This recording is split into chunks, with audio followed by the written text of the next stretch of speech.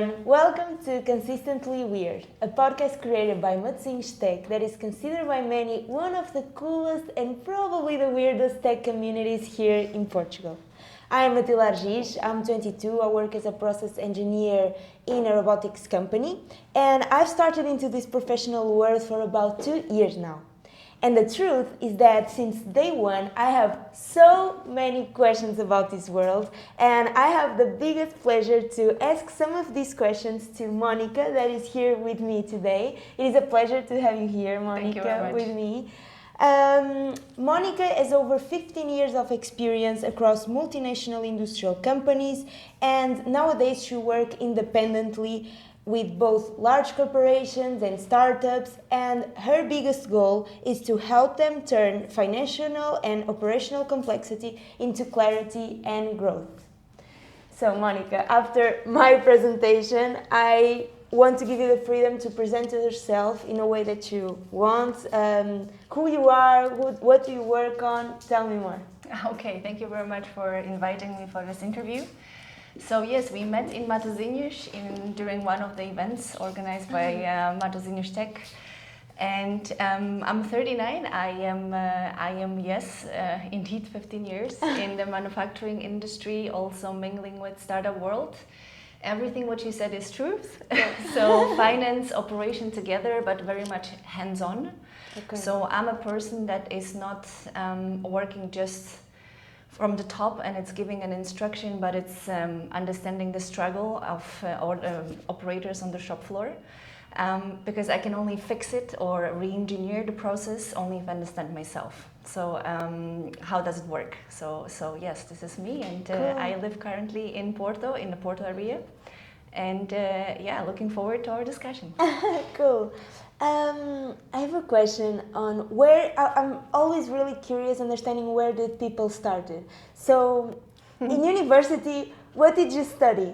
And did you have any idea when you were in university that you were already going to be like a rock star in operations? Mm-hmm. Or did you have any idea that you were going to get to this point? No, not at all.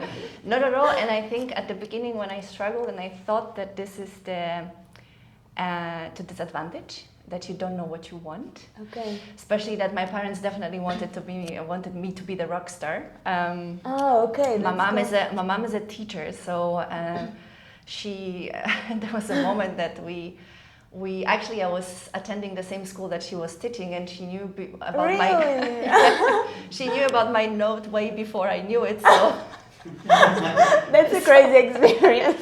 And not very pleasant when you're being grabbed by the hand, and she says like, why you got 3 from your, I don't know, biology test? And I was like, really? I didn't know, because we didn't, I mean, like, no one announces the grades. So, and just to clarify, 3, it's average. And no, yeah, it's completely normal. So it's the gray zone. Are you good or are you bad? So I was not allowed to have 3, and even if so the grades in Poland are the 1 being the worst, okay, and the 6 being the best. Okay. So when I got 5, that was very good. Yeah. But then it was not, oh, you did great. It's just, how about the others? Okay. Did they also get 5? Because if they got 5, it means it's average. Yeah. So, but it's interesting growing on that environment, like understanding that you can always be better. Yes, and I mean, like, it's good to have an understanding now. I'm a mother of 2 kids, and I don't want this for them. Okay. It's not that I'm not doing it, but I think we need to fall in order to know how to stand up. Okay. Okay, and there is a lot that I was not allowed to fall. You know, this pressure of not allowing to fall, and this was a struggle of growing professional in the males world, and we may come back to that.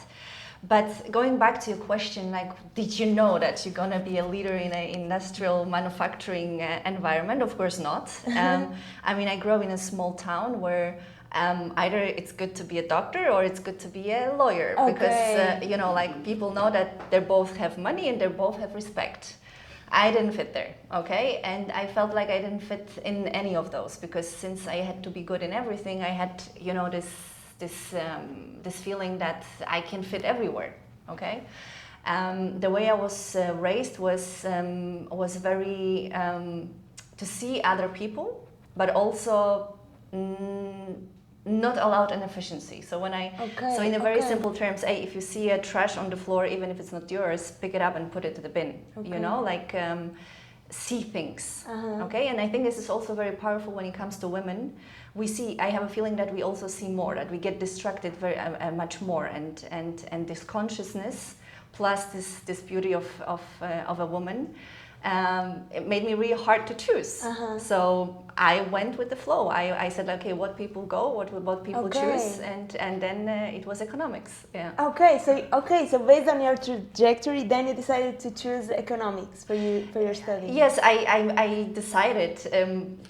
Yeah, that was the other option. I mean, like the other, let's say, cool option. So doctor, lawyer, or economist. So I said, like, yeah, that direction. But I very quickly realized that this is something that I really enjoy. So numbers, how to deal. I mean, economics is also to understand how to make out of inefficiency something efficient, out of scarce resources something that you can put together. And the journey is with me since now. So yeah, cool. And in a very in an international setup, because I studied in Poland for 2 years, and that university in Poznań was University of Economics. They had this exchange with ESCP Business School that is headquartered in Paris, and I had a chance to continue my master degree over the next 3 years in the 3 different countries. So it was totally different mindset that I meant. So from a very academic, book-oriented 2 years to a very project-oriented internship. International environment, different, let's say, cultures. There were mostly Germans and French, and we were 5 Polish people there in my year. So great experience, great experience, great network until now. So yeah, I didn't know, but I found it. Yes, That's I definitely found it. And on that time, do you remember how it was your first real job, like after university? You were talking about an internship. Yes. So we were obliged to, as a part of the degree, to have an internship in between years that we studied. So my very first real internship was in London at UniCredit Bank in a research department.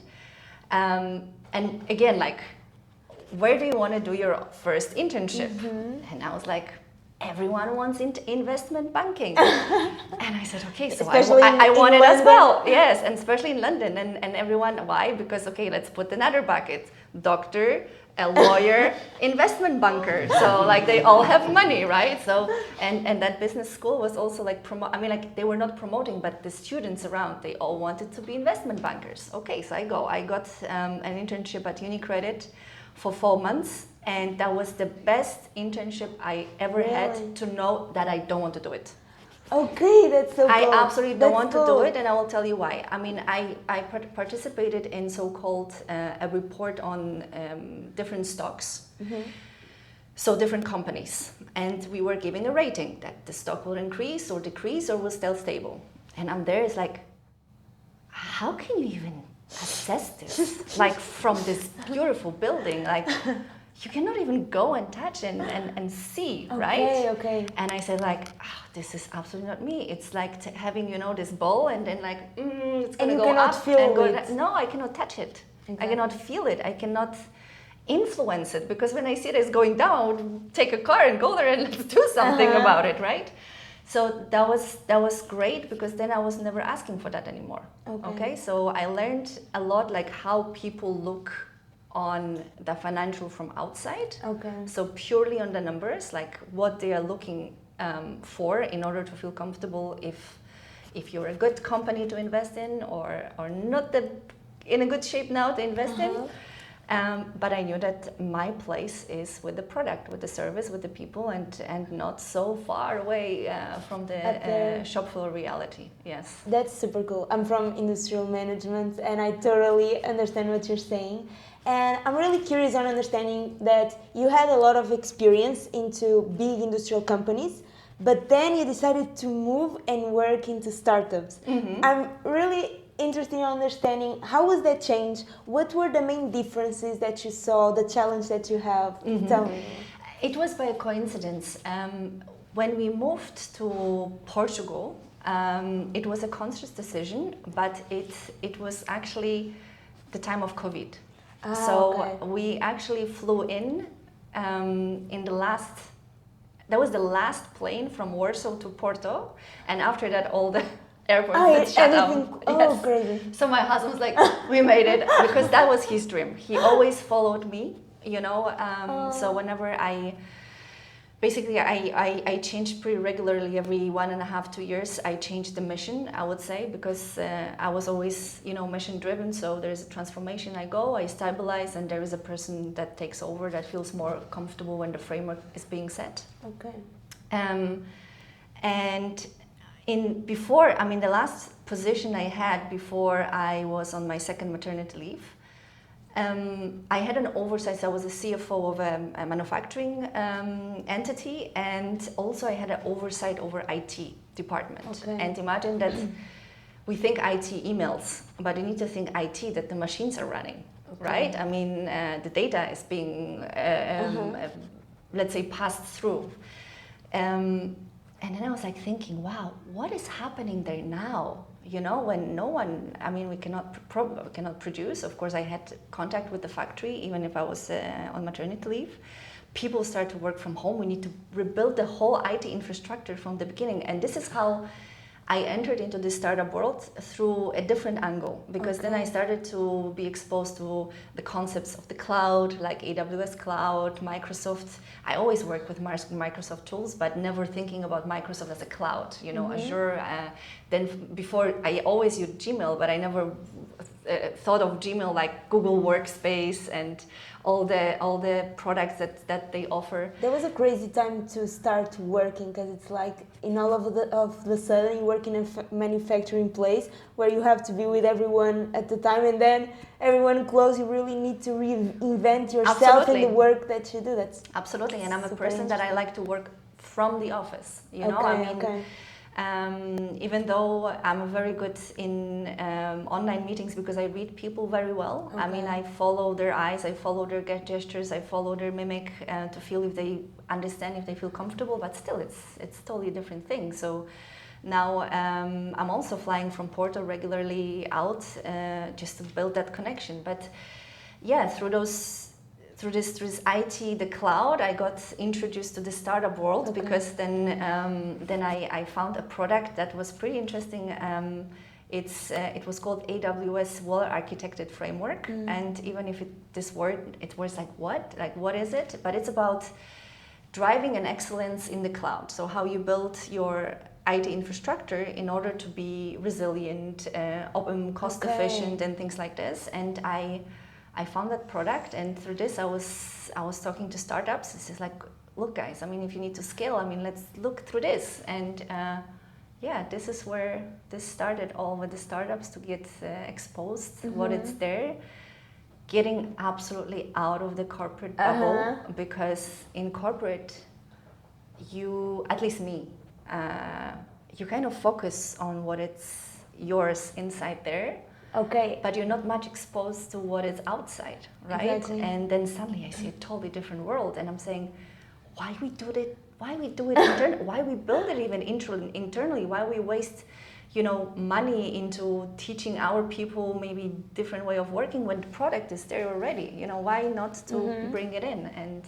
And this is how I ended up also mingling with startup work to get insights, but also to give what I can give back, like from the perspective of what I know from the corporate world. From the industry.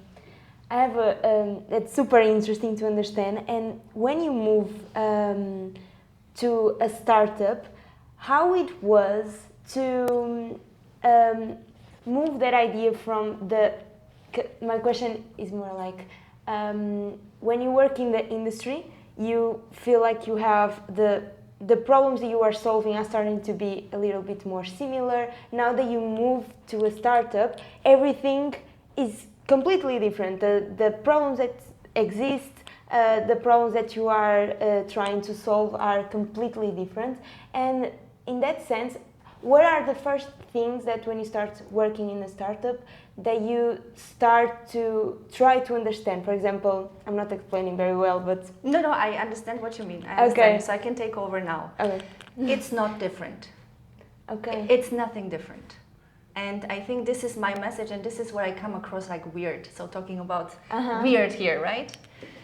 It's nothing different because I work in a very transformative environment. So let's say that we have a stable factory, and then now we decide to do a dual production. So we will take from the other production, we will put the product, and we need to figure it out. You have frameworks, right? But you need to do it. You need to find people. You need to map stuff. Let's say I need to scrap, I don't know, products that are completely, we discussed that, okay, we will not use this product on the market anymore, and we still have stock. And now we need to get rid of it. Okay, we don't really have frameworks in every country that works the same. I need to find a person. I mean, I need to find, let's say we talk about one product that has some liquid inside. I need to find first a specialist that needs to pull out the liquid. So going back, I think this is where I come across a little bit controversial because for me it's not different. Okay. But we want to kind of say that startup is so dynamic and changing and things like this and da-da-da. Corporate is also, so from outside you see this linear financials and stability. It's like someone told me recently, it was very nice. The grass is green only on one side. When you flip it, there is the black thing. And then the idea is that this is every day is a startup. I mean, then you put it in place, you stabilize it, you scale it, and then comes new idea, right? Because we thrive for growth. I mostly work with the companies that are quoted on the markets, right? So what the investor wants, they want growth, right? So we need to figure it out. So for me, it's not different, but the fact that the startup environment is so stuck in this idea that, Monika, you don't understand. Yeah, you know, like that's what you come from the corporate world, you know. I had this discussion. I enjoy very much going to founders. And I was introduced to founders through Bruno Azevedo, who built with his partners Advolt, and Advolt was recently acquired by Carrier. And we had that discussion. I mean, I think the last discussion was how to sell a company. Okay. And I had questions, and then suddenly someone says, I think it was the CEO of one of the companies that is in the medical space. And she said, Monika, you're from corporate. I mean, and I smile. I don't fight with this because I don't fight with the mentality. It's hard to fight with the mentality. Because, sorry to interrupt. Yes, of course. I talk a lot. People and also me have the idea that corporate has a very structured place in very structured ideas, and everything is structured and well planned. And then when you come to a startup to try to implement processes and operations, don't you feel a challenge in a way that when you try to implement those in big companies and when you try to implement them on smaller companies, in a way, in the sense of the structure that you feel? Because startups are growing in a faster level, so it is easier for them to change. Does it make sense? Yes, it does. I don't try because I don't fight to do things. People needs to be convinced. So I present them the opportunities behind this, and they need to be convinced. It's not for me to push for it. Okay. And it's the same in the corporate. In the corporate, it's very easy to see the return on investment. You know, because we're talking about bigger. Yeah, I mean the magnitude is much bigger. So if you improve one process, you straight away can see it in the P&L. You know. Whereabout in startup is still not quantifiable at this stage. Okay, so you need to use a different perspective of how you want to put the frameworks on startups, and you need to have a visionary, a CEO, a founder who thinks few steps in advance. That is not thinking about what's going to happen next month or next year, but needs to think about how I project my company to be in 5 years. Right? Yes. And if you meet that, this is a pleasure to work with, you know, and those that are not being afraid to say, I don't know, I need help, you know, and the truth is that they don't need to know. They don't need to know because they're wearing many hats during the day, and they need to strive for, they need to have the courage to give that hat to someone else, you know. Of course, it's very hard. Yeah, it is very hard. It seems very hard. Yes, it is. And one thing is when you are in a startup and you start, you see the problem, you start developing the solution, you try to understand different processes that you could implement, but then it comes to the part that people that work there need also to change their habits, to change the way that they work. How do you deal with that resistance? How do you implement things in a way that the people that work there want to develop with you, with your processes? Do you feel that? Of course, a lot. And there are people that that want to learn new things and see for their work how this materializes. And there are those that they want to be in their comfort zone. And the two approaches are completely different, but there is a one path that I do. I show them how I work. You know, when something is being implemented, I test it first with me. So let's say that, very simple example. In most of the big companies, you're on the Microsoft platform, so we use Copilot, and we have an opportunity to have the pro version of the Copilot. And people don't want to write procedures. And I say like they don't want to write because it's not fun. You need to really love it to write procedures. Yeah, because right? that's boring. It's like okay, because if you write the procedure, you need to obey it, right? Exactly. Yes. So, and I noticed that people like they want to have the framework, but they don't know where to start. So I said like, okay, fine, let's build an agent in Copilot. We have so many examples of the policies that we already have written, and let's frame it. Let's put all the settings in order to be compliant with the company policies, and let's run it in order that they just being asked questions according to how the policy needs to look like. They know what they want to see in that policy. We can even do it over the voice feature, right? They don't even need to type it. And I sit down with them and I said like, go. In the end, you have a written policy, and they're like, wow, how can I have it? So here's a copy of this. This is how That's cool. Through example. Absolutely through More example. than telling you need to do it, it's just like I did it. Yeah, absolutely. It's different though in the startup world, because when you have a corporate environment, these people are being paid, per month. Everything is stable. The work is more or less stable. There is this comfort of having enough hours to work exactly like you worked yesterday and day before yesterday. People like stability, people like frameworks, people like to know what they do. So it's not so easy. It's okay, maybe not so easy. It's not as easy as it is this time in startups. Because in startups, you always constantly, you don't have time. And you don't know if you're gonna have a salary at the end of the month, right? Great. And you know that you're wasting time on the manual work, whereabout in corporate the manual is comfort zone, right? Clicking exactly the same with the same pace. You're doing it, right?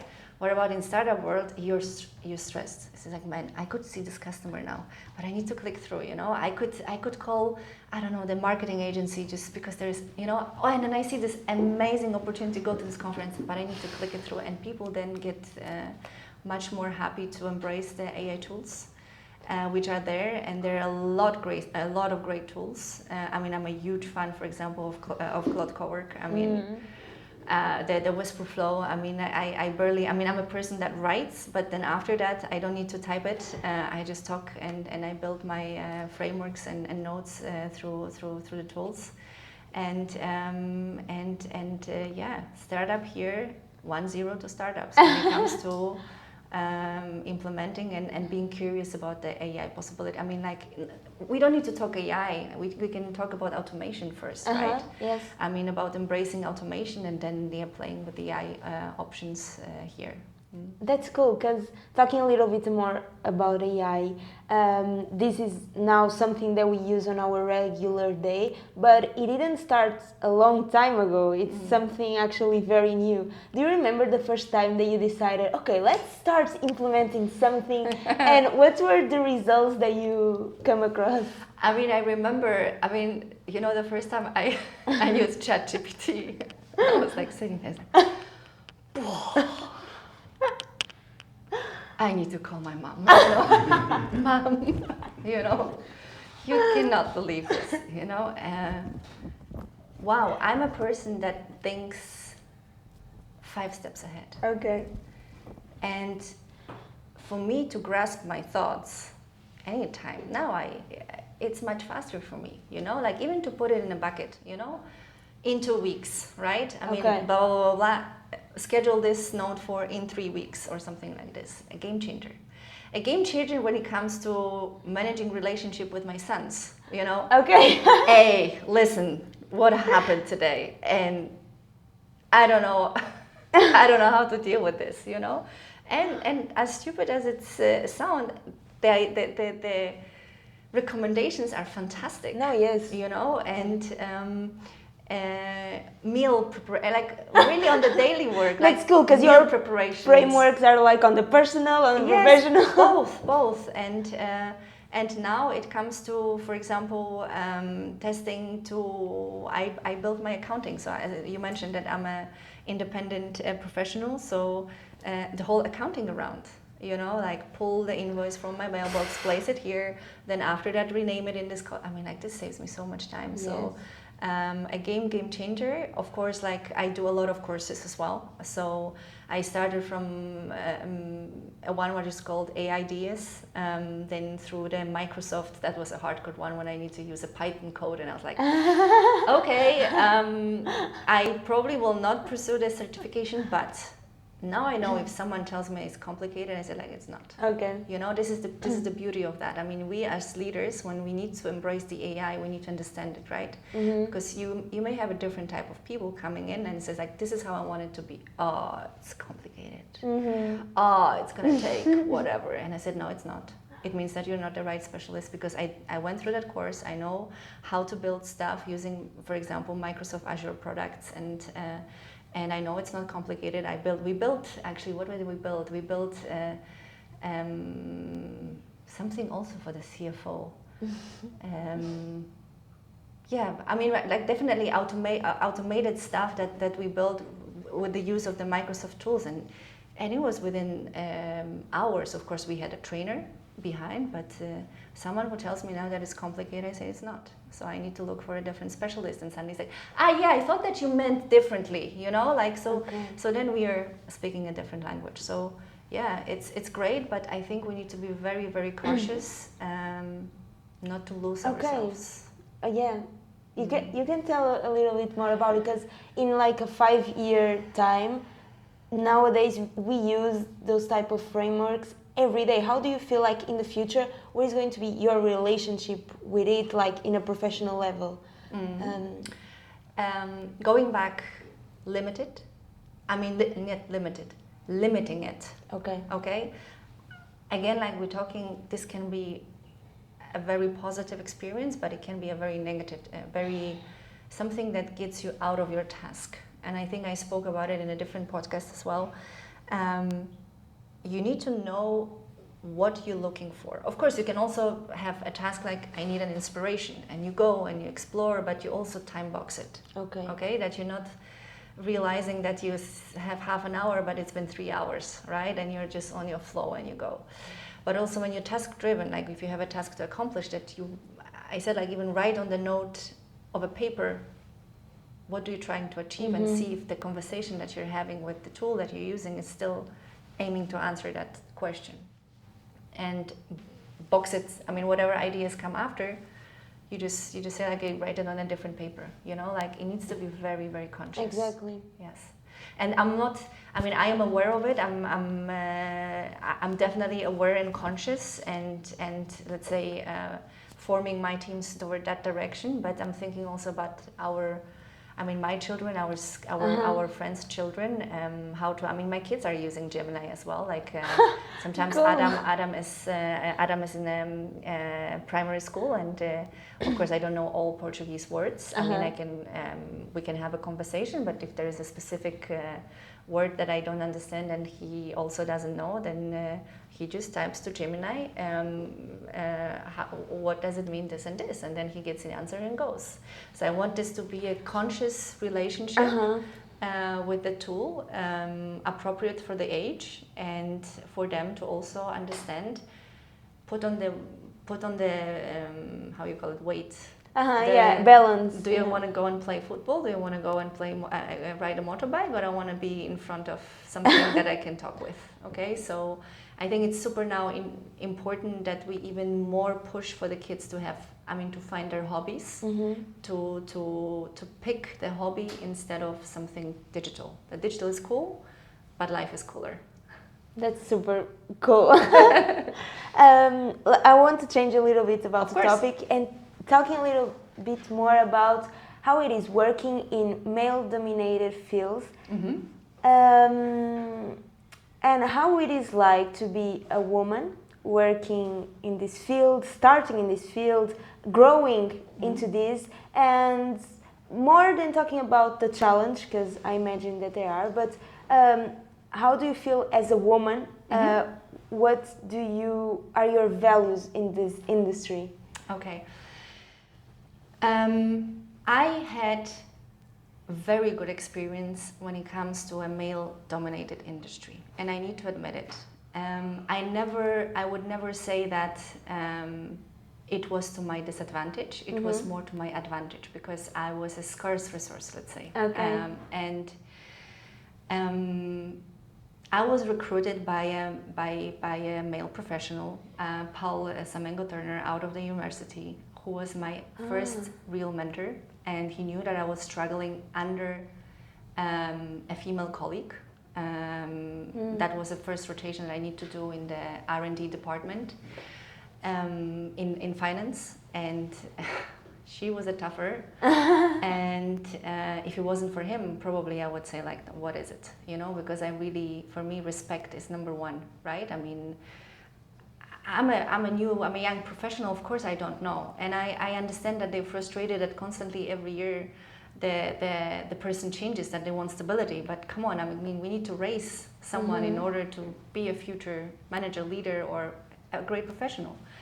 So he was amazing at that time. My second rotation, when I worked, it was a female mentor and amazing leader as well, who showed me also how to navigate through a male-dominated environment, and it's with calm, with silence, with understanding, with no fighting. And that was the best lesson I could get, because this is where you gain the power. Okay. And if someone tells you that you're not good enough, or that you actually have nothing to offer, you don't fight with it, because this becomes your strength. When someone next door, a male colleague, says, like, Monika, tell me again about that process. And then that person's like, wow, she knows that? I mean, like, how is it possible, And this is how you gain trust, even if it's maybe not the best way to gain trust, but hey. Yes. It is what it is. It's super interesting. Right? And I'm not saying it's only through males, it's also no, female, exactly. Right? Working in the corporate in general. Sometimes I'm having a feeling that, that the female too much want to copy the male behaviors. And this is where they fail a lot, because they could be this in the feminine energy. In the feminine, exactly, the feminine energy. And we don't need to say, I for example struggle with the meetings, and I usually don't participate when there is like a meeting of women, and how bad it is to be a woman in this environment. But then when I really talk, I say, like, did you ever raise your hand for a raise? Did you ever express what you really want? Did you really projected your career path? And there's always no. Like, how do you want to thrive when you don't know who you are and what you want? I mean, maybe this is too harsh to say, but don't moan if you don't know what you're moaning about, what you really want. Okay, so I don't appreciate those meetings. I appreciate very much, there's a very fresh organization here in Porto, which is called W35. Oh, okay. It's a movement for women led by Cool. Sophia, Anna, and another friend of theirs. I forgot now the name, forgive me, because I was more mingling with Sophia and Anna. And I attended their opening last week. And this is not about pitting each other. This is about supporting each other. So yes, I was raised by male. Then it was another João Penedo who also taught me how to build presentations, how to do the storytelling. I mean, I'm amazing in storytelling. You know, I mean, I can talk to anyone, just thanks to him. And then moving forward. I mean, like moving. Of course, I'm still facing colleagues where they think that when they raise their voice, then I will go away. I will go away, but I'm coming back, you know, because I'm not going to be talking with someone who is emotional.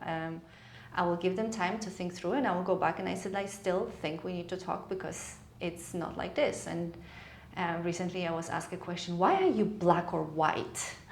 And I said, like, it's not about black or white. It's about, I just don't understand the gray. I mean, if you explain me the gray, and you give me the arguments behind gray, it's maybe okay, and I will accept gray. Cool. I'm not black and white. I just don't understand the gray. And if I don't understand the gray, because I think very simple, I think like a shop floor operator, and I'm thinking like, will they understand the gray? If not, we opening a window for again a process complexity, and I just don't like that. Yeah. So for me, the journey was amazing. But I know not for everyone, and that's why I'm supporting, you know, through the business school ESCP. They have this organization, Women in Finance, and it's the third time that I'm taking part in this, and it's amazing to see a little me, the young professional me, with the question that I had in the past, the struggles that I had, because let's be honest, I mean, my parents don't come from this environment. I mean, they supported me emotionally and financially, but they could not support me in my decisions. What internships to go, to pick, like who to talk to. I needed to find my way. And through this, I support them and encourage to take the most benefit of talking to your male colleagues or female colleagues. And I think, these days it's even more important that we mingle, like males and females mingle together in a professional world, because they call it you're feminists, and I call it we are having our voices, and it's time to express them, but in a gentle, female, nice way. Cool. That's such a cool perspective, and thank you for sharing. I still have so many questions for you, but I will do the last one. Okay. That is, along this journey, what are and were the three values that you carry along the way and that shape you as a professional? Empathy, for sure. Empathy, but also I always give like 100% empathy to my team, but zero tolerance for waste. Okay, so I support my team in killing waste, but I'm not supporting my team in maintaining waste. Okay. So I think those are the values that I'm absolutely open to talk and to discuss and to reshape, re-architect things. Because this is how I was raised, and but I don't accept when people are okay with waste, that it's very visible. So going back to this analog of trash on the floor, that we don't pick it up, right? I mean, like that we always, stumble over it. So I think this one. I think resilience. I left home when I was 17. Really? Yes, and I never came back. And then when I left 17, and I was, 2 years in Poland, and I studied in London, then I was in Paris, then I was in Berlin, and then I was in, after Berlin I was back to Paris, but also traveling through internal audit over 12 different countries. Then I was moved to Prague. Then I was outside of Budapest in Jászárok Szalás to lead the factory transformation. So resilience. Okay, I really thrive under stress, but I build shields towards my team. So they know that if it's stressful, they can come and say, Monika, I'm not. It's too much now, and the list is getting longer and longer, and I support them to prioritize towards the other colleagues, because towards me we know what's the priority, but of course we have tasks towards other departments, and to prioritize it and to feel confident behind this list, right? Why it's did like I put one? It looks like a safe space, like absolutely, and this is the role that we are having. And number 3, so we said... if you want. If not. And number 3, I think the storytelling for sure. I was recently laughing. I know a person that used to work for Heinz Ketchup. And we were bringing some stories together and how it is. He says, like, you know, I was the operational lead and the CEO. And once they did like a ketchup of a color that was not accepted. And they were trying to tell me that it's a, you know, it's a shade of red. So, you know, like going to the back is now, you need to dump it, like it's not going to happen. Or if they technologically screw up something, that this is a new technology, right? So, a new shape of red. Yes, a new shape of red. So I'm really good in storytelling. But also it helps me immensely to adapt my speech to different departments, because we may understand each other, but the next person may not understand the language that we're using, so we need to put it in a different way. Okay. And maybe the 4th one. Okay, I couldn't figure out. Let's go. I couldn't figure out the 3rd, but if I have a 3rd, I have the 4th one. I love to understand people's struggles. Okay. You know, so if people are struggling in the warehouse, I go there, I put the shoes, the safety shoes, the safety vest, and I go there and I spend time just to understand and to understand why they're struggling. And I think this is superpower that not everyone is willing to do that, to go and understand, because it means that you promise that you help. It's kind of unwritten promise that you help. So you go there, it means it's already unwritten promise that you will at least understand. Because you felt it in your... and at least understand and try to fix it. Okay. And not everyone has the willingness to take this responsibility. It's, taking ownership for a thing that is not yours completely. Yes. That's cool. Yeah. Thank you so much, Monika. No, thank you very much. Such a pleasure to talk to you and to understand more about your journey. I think we can end up now this episode. I truly hope this conversation left you with something, with a perspective, or even with an idea. Matosinhos.Tech has these very many platforms. We are on TikTok, LinkedIn, Instagram. So if you want to keep up with our work, you can follow us there. And that's it. We see you on our next episode. Thank you very much. Thank you.